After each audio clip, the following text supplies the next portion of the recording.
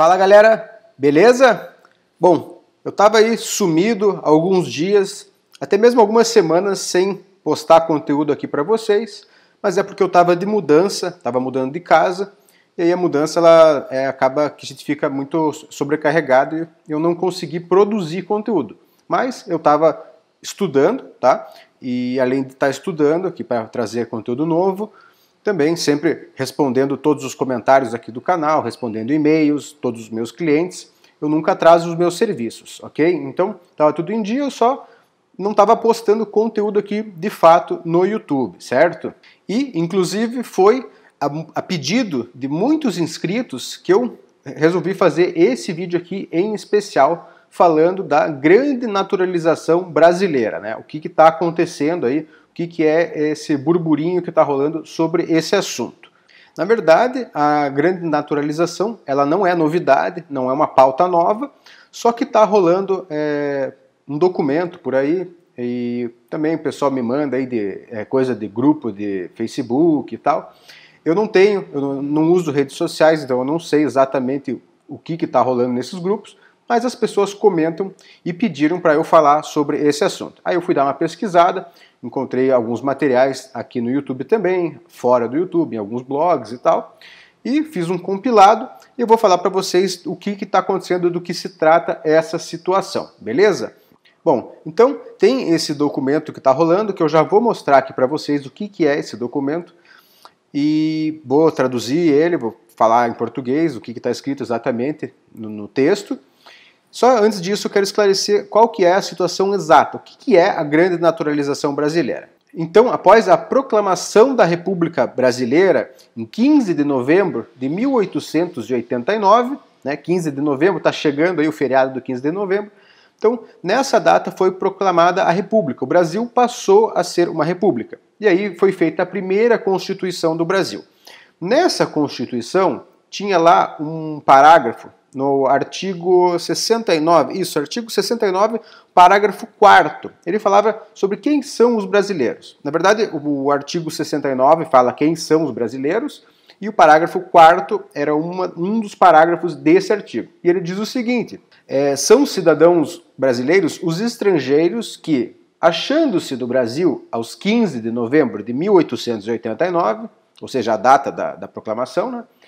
Aqueles estrangeiros que não declararem, dentro de 6 meses, depois de entrar em vigor a Constituição, o ânimo de conservar a nacionalidade de origem, certo? Então, esse texto está dizendo o seguinte: se um italiano que está no Brasil há mais de 6 meses e não declarou que ele quer conservar-se italiano, ele automaticamente vai ser um brasileiro. Tá? É isso que está dizendo aqui nesse parágrafo, certo? E naquela época, quando uma pessoa tinha uma naturalização do italiano para o brasileiro, ela automaticamente perdia a original, certo? Hoje não é mais assim, mas na época era. Então, se a pessoa automaticamente virava brasileira, automaticamente ela deixava de ser italiana. Bom, isso é o que diz esse texto em especial, tá? Agora, vamos falar sobre o que está acontecendo de fato no mundo da cidadania e por que está tendo esse burburinho. Então, o documento que me foi enviado, que eu recebi, é esse aqui. Ele tem duas decisões, tá, falando sobre o seguinte. Na verdade, não são duas decisões, são dois... não sei se isso aqui é uma circular, o que é. Não chega a ser um projeto de lei, nada disso. Longe de ser uma lei, tá? Então, tem esse documento que é da Prefeitura de Lecco e tem esse outro aqui, que é acho que de Mantova. Bom, enfim, eu não me lembro de onde que era esse segundo aqui. Talvez ele esteja escrito até aqui no texto. Eu não me lembro, mas enfim, os dois documentos falam praticamente a mesma coisa. 95% do texto é idêntico, tá? Os mesmos parágrafos, as mesmas palavras. Então, eu compilei isso aqui e eu vou ler para vocês, tá? Então, se vocês quiserem pausar o vídeo para dar uma olhada no texto, eu vou deixar aqui para vocês darem uma olhadinha, certo? E também eu vou deixar na descrição, tá? Então eu vou fazer o seguinte, eu não me recordo qual que é o limite que o YouTube permite eu colocar na descrição do texto aqui. Tem um número máximo de caracteres, eu não sei se vai caber. Se não couber, eu publico no blog e deixo o link do blog, certo? Então, eu vou ler para vocês o que está escrito e depois de ler, a gente vai continuar aqui, eu vou continuar discorrendo, falando sobre o assunto, inclusive sobre o que o cônsul aqui de Curitiba, o cônsul italiano de Curitiba, o que ele falou sobre o assunto esses dias, tá? Então, vamos lá.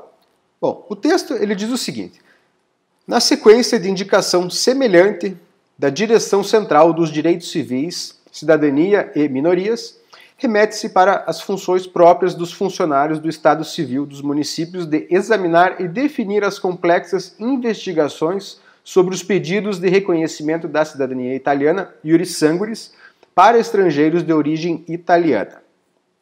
Beleza? Está dizendo para quem que é, né, esse texto.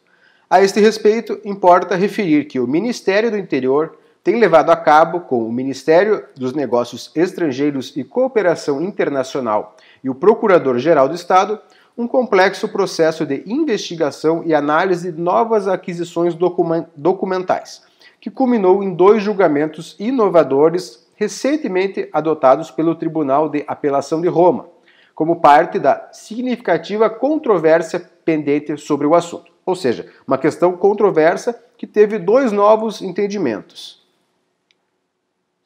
Quer dizer, aqui ele não fala que são 2, ele fala que são novas, né? 2 ele vai falar mais para frente. Em particular, os juízes de segunda instância, ok? Juiz de segunda instância é o desembargador, né? O segundo, não é a primeira, não é um juiz primário, ok?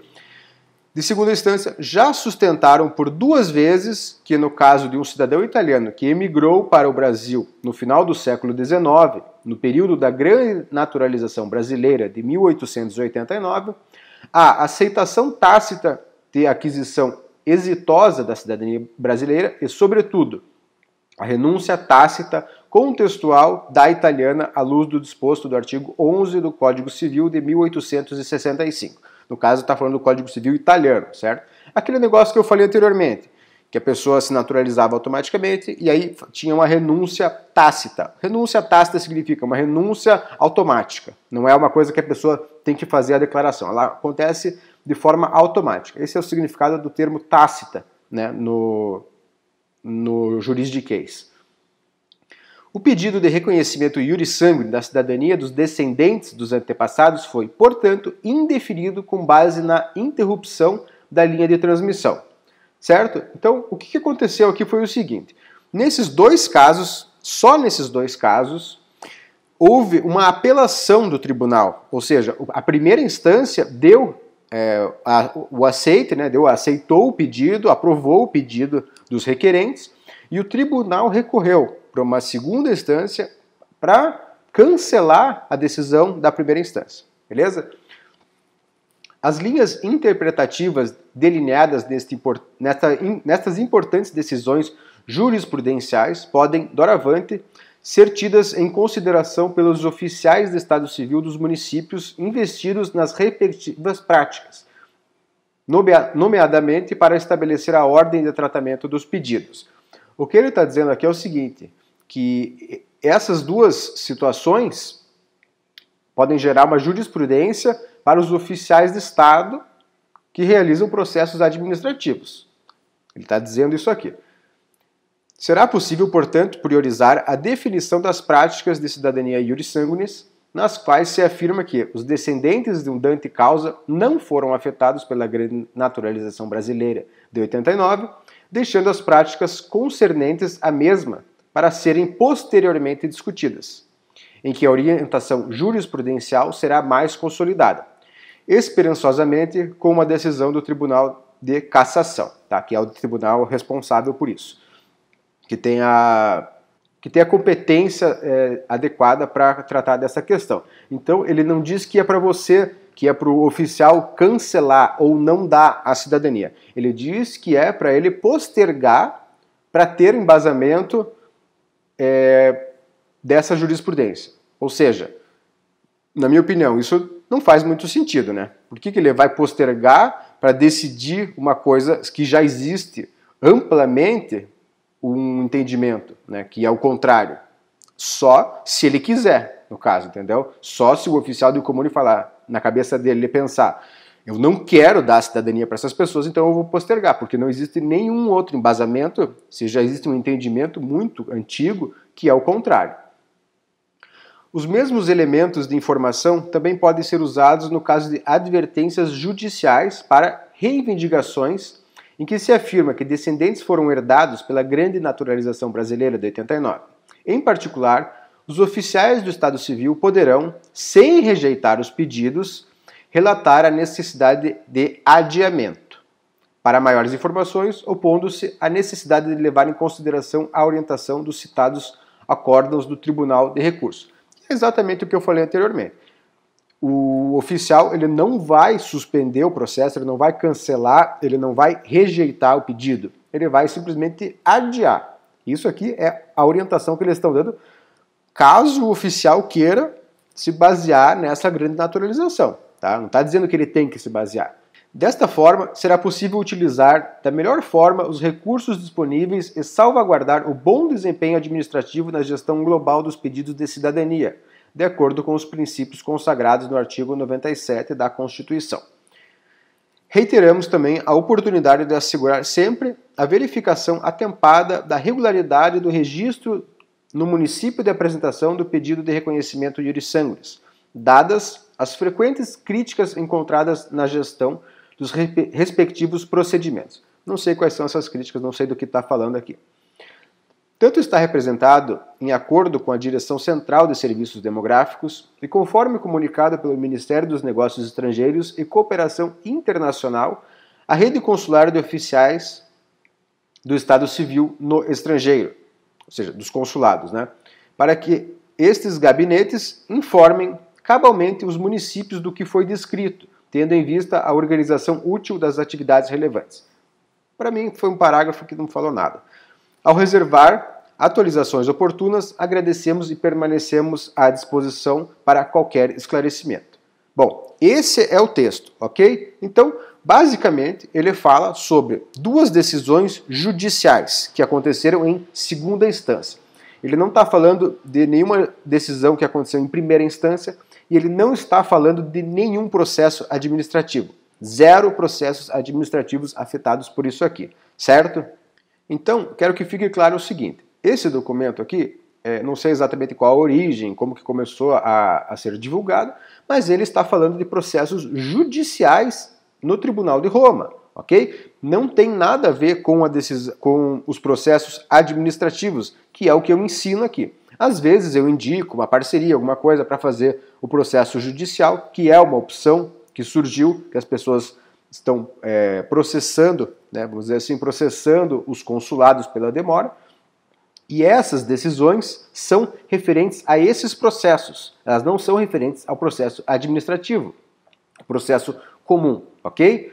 Bom, talvez isso seja uma consequência do que aconteceu nos últimos 2 anos aí de pandemia, que as pessoas não puderam ir para a Itália, os brasileiros não puderam ir para a Itália, e os consulados suspenderam basicamente todos os processos, certo? Então as pessoas que queriam muito fazer a sua cidadania recorreram a esse mecanismo judicial, que é basicamente processar o consulado pela demora nas filas, e talvez tenha gerado muita demanda nos tribunais e surgiu isso aqui, essa decisão negativa. Isso é uma hipótese, ok? Não tem embasamento na realidade, não existe nada que comprove isso. É apenas uma hipótese, ok? Bom, a verdade é que os processos administrativos continuam correndo bem. Eu tenho alunos que estão na Itália fazendo o processo e não houve nenhum relato até agora por parte deles de qualquer impedimento ou qualquer comentário sobre essa situação, ok? Bom, vamos dar continuidade aqui.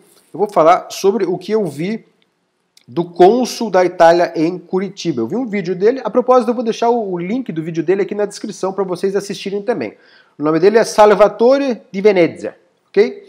Bom, esse cônsul ele foi entrevistado pela revista Insieme, o nome.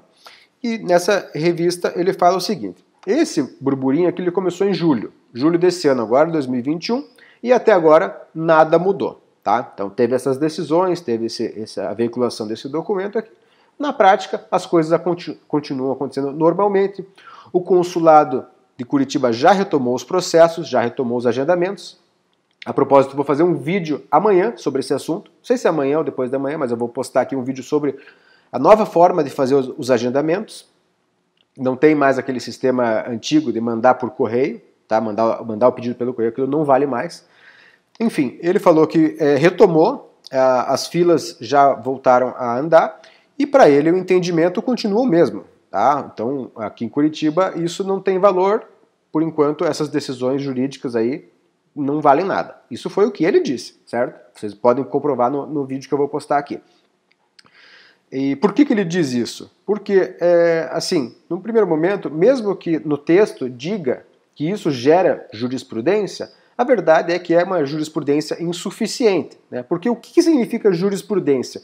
É um conjunto de decisões jurídicas, certo? Então, assim, você não pode dizer que duas decisões de segunda instância são um conjunto de decisões, né? Seriam apenas duas decisões dentre tantas que já ocorreram, certo? Então, uma jurisprudência insuficiente. E o segundo caso é que o processo administrativo é uma coisa e o processo jurídico é outra coisa. O processo administrativo, ele é baseado nas leis italianas, certo? E as leis italianas devem ser seguidas tanto pelo administrativo quanto pelo judiciário. Por quê? Porque não é o poder judiciário que cria as leis. O poder judiciário, ele segue as leis, ele implementa as leis. Quem faz as leis é o legislativo. Então, se há algum interesse em mudar a legislação acerca da cidadania iuris sanguinis, essa mudança tem que ser feita pelo parlamento, pelo legislativo, e depois que entrar em vigor, aí sim os juízes vão implementar isso, ok? Então, a lei italiana ela é bem clara. O direito iuris sanguinis ele vai continuar para as pessoas, o processo vai correr normalmente, tanto na Itália quanto nos consulados, se a pessoa apresentar a documentação que é solicitada. E dentre essa documentação, o que a gente tem? A gente tem a CNN, que é Certidão Negativa de Naturalização, ou seja, que comprova que aquele antenato, aquela pessoa italiana, não se naturalizou brasileira. Esse documento é uma comprovação disso, certo?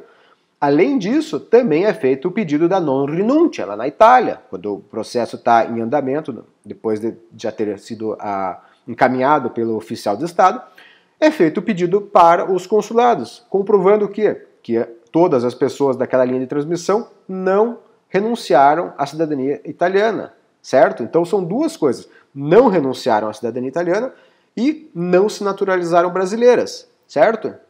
Então, assim, a documentação fala justamente sobre isso, sobre a naturalização. Então, se o documento lá a grande naturalização, aquela legislação, barará, barará, se ela diz o seguinte, que a aceitação ela é tácita, né? A aceitação é automática, todos os italianos deveriam já ter sido naturalizados. Eles não teriam que ter que fazer, por exemplo, uma naturalização, que foi o caso do meu antenato. Então ele tinha existe uma CPN, que é a certidão positiva de naturalização dele.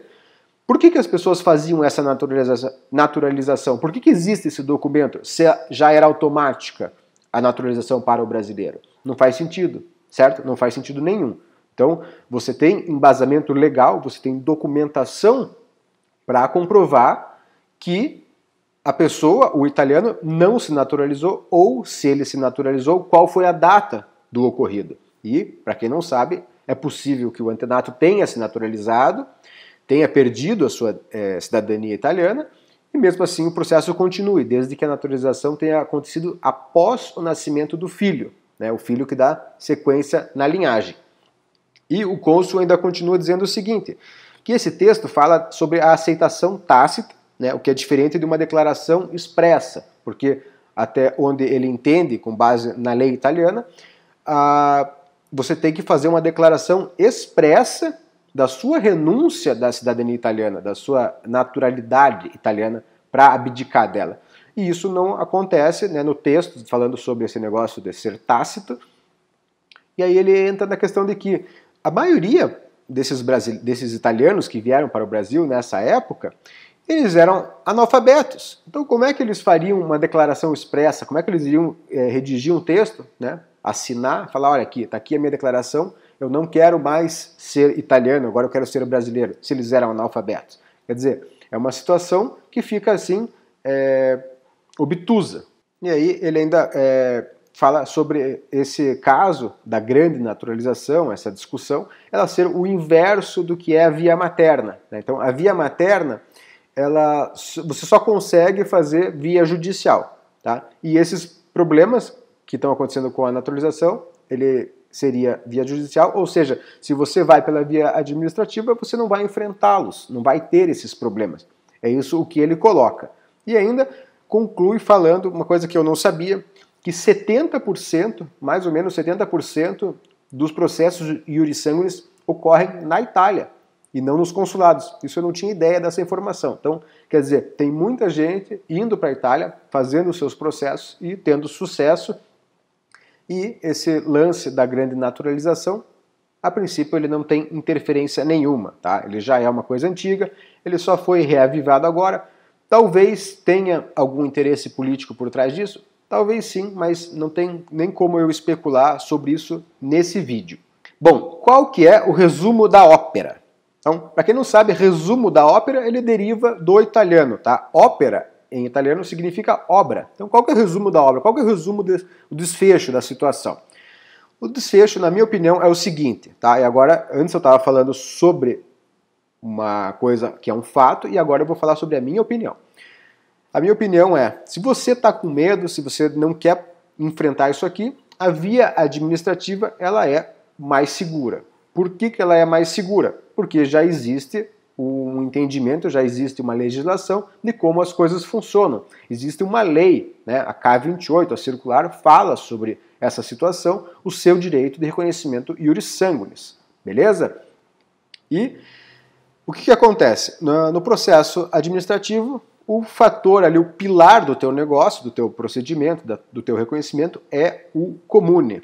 O oficial de comune, aquele departamento do Stato Civile, é o pilar do teu processo, são as pessoas com quem você vai lidar. E por isso que o segredo é você conseguir um bom comune. Porque se você for num comune ruim, onde os oficiais estão de má vontade, são avessos ao reconhecimento para brasileiros ou para estrangeiros, a pessoa pode querer embaçar o teu processo. E como está escrito aqui nesse documento, a pessoa pode prorrogar, ela não pode rejeitar, mas ela pode prorrogar o seu processo. Então, o segredo é, como eu já disse várias vezes, o bom comune. Boa parte do conteúdo que eu trago aqui no YouTube é sobre isso. Inclusive, no meu curso, uma das coisas que eu ensino é como você abrir uma tratativa, como você começar a conversa, desenrolar o processo e selecionar um comune legal, um comune onde o oficial vai te ajudar a desenrolar o processo ou, no mínimo, não vai atrapalhar, vai fazer as coisas dentro da legislação, dentro da lei, certo? Então, eu vou fazer o seguinte, hoje é dia 5 de novembro, então, para quem quiser, quem ainda não é inscrito, quem ainda não conhece o curso, eu vou fazer um desconto especial e vou deixar até 15 de novembro, tá? Então, aí pela data da proclamação da República Brasileira, então uma janela aí de 10 dias com desconto especial para vocês que estão interessados em entrar no curso e ainda estão indecisos, vai esse empurrãozinho, tá? Eu vou deixar o cupom de desconto disponível aqui para vocês na descrição desse vídeo, tá legal? Bom, além disso, continuando falando sobre o comune, exatamente, sobre o comune, né, o oficial de comune.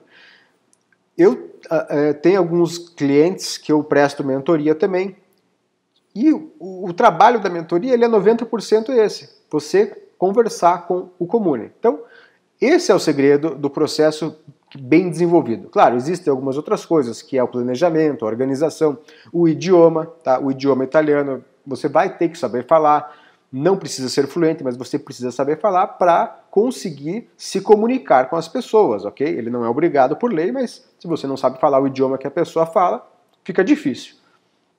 E, concluindo, a documentação completa e sem erros, ok? Então você também não pode jogar contra você mesmo. Você tem que chegar no comune e apresentar a sua documentação, a sua pasta da cidadania, com tudo, a tua linha de transmissão, todas as certidões, tudo certinho, para que caso o oficial fique, né, seja um cara mais rigoroso, apesar de não ser avesso, ser um pouco mais rigoroso, ele vai ter aquela documentação sem gerar dúvidas para ele de que você, de fato, é um descendente de italiano com o direito ao reconhecimento da cidadania, beleza?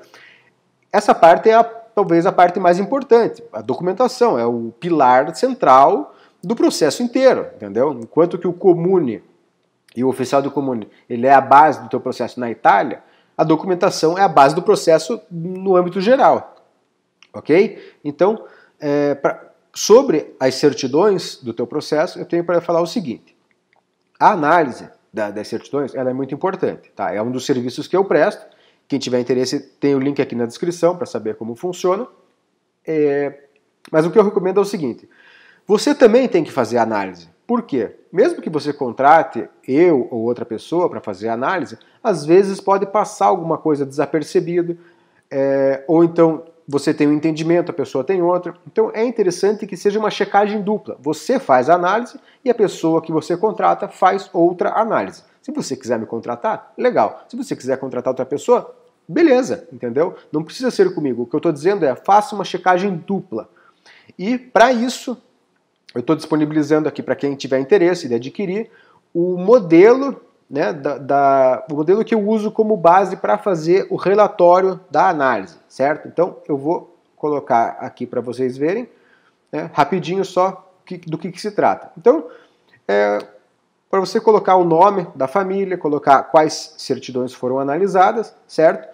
E você vai ter como base aí quais são as informações que vêm nessas certidões em inteiro teor. Então, por exemplo, você pega uma certidão e começa a ler. Vai ter a data do nascimento, o nome da pessoa, o nome dos pais, nome dos avós, data de casamento, quando foi o óbito, nome do solteiro, nome de casado, se era viúvo, se era casado, se era solteiro, enfim, várias informações. E nesse modelinho já tem, certo, para você se basear e para você tomar como base e facilitar a tua análise, ok? E daí também tem uma legenda que eu utilizo aqui para você colocar as cores, né? Então, o que está errado, o que é uma variação relevante ou uma variação de baixa relevância, ou então certidões que já tiveram retificação. Então, a legenda vai ajudar você a revisar a análise. Só apontando assim, o que seria uma variação de baixa relevância? Por exemplo, o nome é abrasileirado, né? Muitos casos de Luiz para Luigi, por exemplo. Isso é um brasileiramento de nome, não é uma coisa relevante, não é uma coisa que vai barrar o teu processo, a menos que seja um oficial problemático, a pessoa que quer travar o teu processo, entendeu? Então, esse modelinho aqui eu vou disponibilizar para quem quiser adquirir um valor bem simbólico aí, só para quem tiver interesse mesmo e quiser aqui ajudar o canal. E, aliás, quem já é aluno do curso ou quem for adquirir o curso, o modelo já está disponível lá, tá? Na plataforma.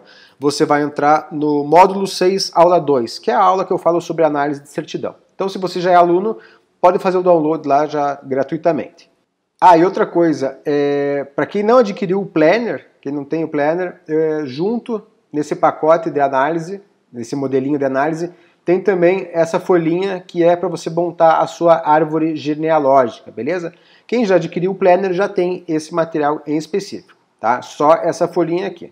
E aí, concluindo, se você encontrar erros que precisam ser retificados, enfim, se você precisar de um advogado para fazer a sua retificação, finalmente eu consegui estabelecer uma parceria legal com um escritório de advocacia que atua em todo o Brasil, beleza? Então, se você precisar, fez a análise, tem que retificar, pode entrar em contato comigo, que eu vou indicar para você lá o escritório, eles vão te atender, são um pessoal bem bacana.